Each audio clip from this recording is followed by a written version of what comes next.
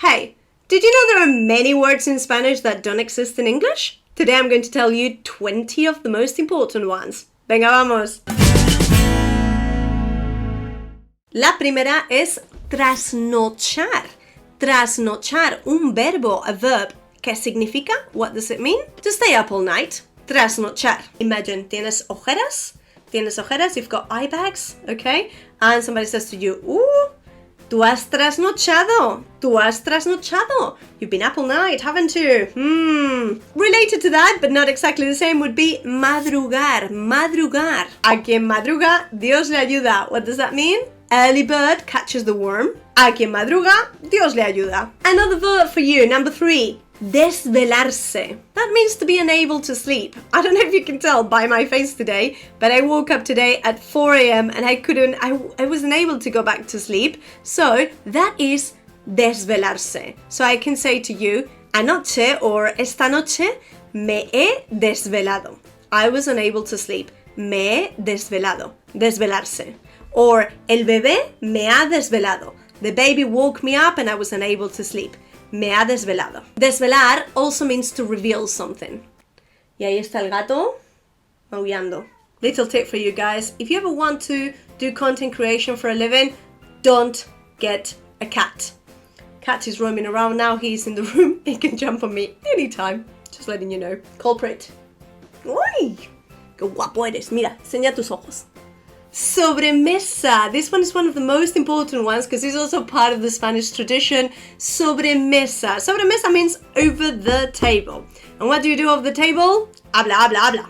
Hablamos muchísimo. As you know, a lunch in Spain can last easily 3-4 hours when you go out for a meal. And that's because after the meal, we spend hours talking. And that has got a name. That tradition is the tradition of the sobremesa. La sobremesa. Is an after-dinner conversation at the table. Esto es increíble, lo de este gato. They are not our pets. We are slaves to them. Somos sus esclavos. Está más claro que el agua, vamos. Número 5. Number 5. Anteayer o antesdeayer. It means the day before yesterday. Fui a verle antes de ayer. I went to see him the day before yesterday. Antes de ayer. In English, we don't really have a noun for that. It's the day before yesterday. In Spanish, antesdeayer. We basically put the whole thing together. And the opposite would be Pasadomañana. The day after tomorrow. Like the movie. Oh, I really like that movie. Me encantan las pelis estas así como de acción, de apocalípticas. Apocalyptic movies. I'm a huge fan. So the day after tomorrow or the day of tomorrow. What was the name of the movie? Anyway, Pasadomañana. The day after tomorrow. I love this one and I wish we had an equivalent for it in English because I use it all the time because unfortunately I buy too many clothes according to my husband. So that would be estrenar. Estrenar means to wear something or to use something for the first time. In English, there's some words that mean something similar but not quite the same. To debut, to premiere, to release. Sometimes if it's like an album or things like that. Or like a movie. And related to that would be sin estrenar. That means that something is brand new. Ese vestido está sin estrenar. That dress, brand new. Sin estrenar.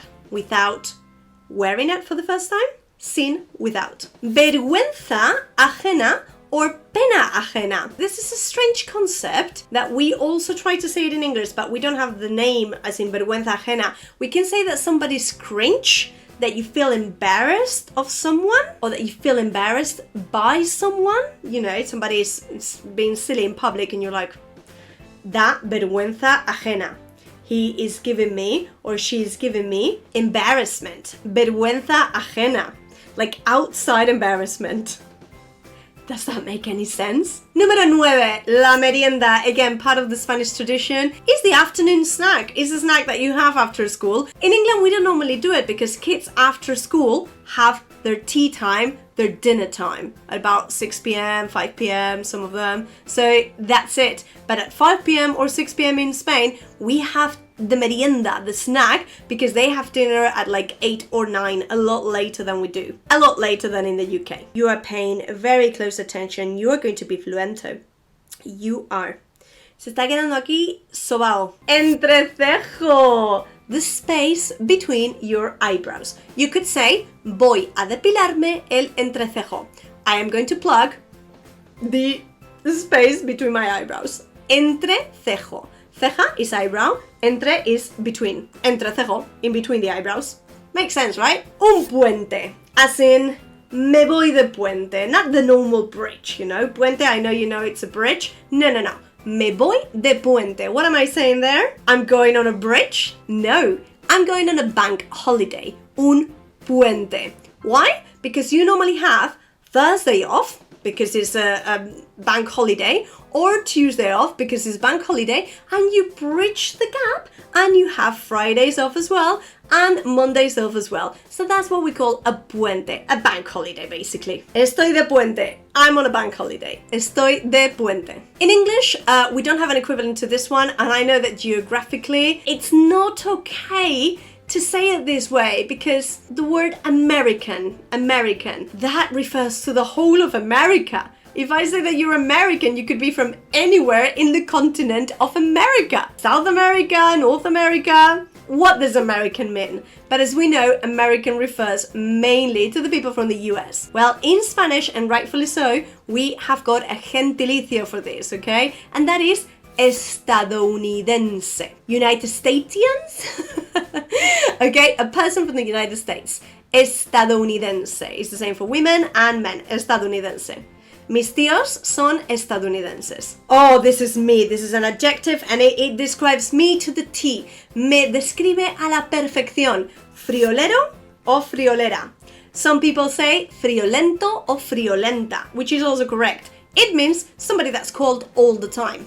I'm not cold today. You don't see me wearing anything warm today because it's actually boiling in the UK. I'm normally always freezing. Everybody knows that about me. So, yo soy muy friolera. Friolera. What would be the opposite of friolera and friolero? Caluroso o calurosa. That's my dad. He is always hot. No matter the weather, it can be Madrid, 5 degrees in the winter, he is wearing a t-shirt. El va con su camisetita. Tutear. This one is super tricky because it does not, the usted form does not exist in English. Therefore, you do not have something to address somebody informally because you address everybody as you. In English, we only have the form you to refer to you. However, in Spanish, we have the forms tú, informal you, or usted, formal you. That means that if I'm approaching somebody, I need to think, oh, am I treating this person as tú? Am I going to be informal and just address him or her as tú? Or am I going to address this person as usted to show respect and not mess up? When I'm not sure, this happened to me when I was in the doctor's in Spain quite recently. I asked the doctor, I said, ¿Le importa que le tutee? Do you mind if I tutear you? Do you mind if I treat you as tú? So the verb is tutear. ¿Te importa que te tutee? Everybody always says, yeah, of course it's fine. Por supuesto que sí. No hay problema. Tener ganas de algo. Yo tengo muchas ganas de irme a España. I'm traveling to Spain on Thursday and I'm saying, tengo muchas ganas. What does that mean? Tener muchas ganas. I'm so looking forward to it. Tener ganas. To have ganas. That expression doesn't exist in English. We have to look forward to as an equivalent, but we don't say it with to have something. Tener ganas, tengo ganas. Or you could also say me apetece viajar a España, or tengo ganas de viajar a España. They both mean the same. You could also use that with like when you have a craving, for example, me apetece un helado. I feel like having an ice cream, or tengo ganas de un helado. Buen provecho or que aproveche. You're about to have a meal, you raise your glass or not, or you just say to people, buen provecho, que aproveche. There's not an equivalent as such in English. We normally borrow it from the French and we say bon appetit. In English, we could also say enjoy your meal. That would be the equivalent. But there's nothing as in bon appetit. Buen provecho. Somebody or something can be very empalagoso. Empalagoso is like sickly sweet. You can use it to refer to food. When a dessert, imagine, is like, oh, a bit much. You're like, oof, es muy empalagoso. No puedo más. I can't eat anymore. It's too sweet, too much. Or you can do it referring to a person. For example, oh, tu novio es muy empalagoso. boyfriend is too much. It's like, you know, all day trying to kiss you and too clingy and, no. Muy empalagoso. Empalagoso. Tuerto. What does that mean? We don't have that in English. We don't have that adjective in English. That means a one-eyed person. You could say, él está tuerto. He's got one eye. Ella está tuerta. Tuerto o tuerta. I don't know why we don't have an adjective for that in English. I guess we use one-eyed person. And before the last one, are you enjoying this? Is it useful for you? Do you enjoy watching my gato? If the answer is yes, guys, click that subscribe button, even if you're already subscribed, because it really helps me to keep creating this content for you guys. Me ayuda muchísimo. And this one I would love to have it in English because I tend to say this phrase quite a lot when I run into somebody that has the same name as me.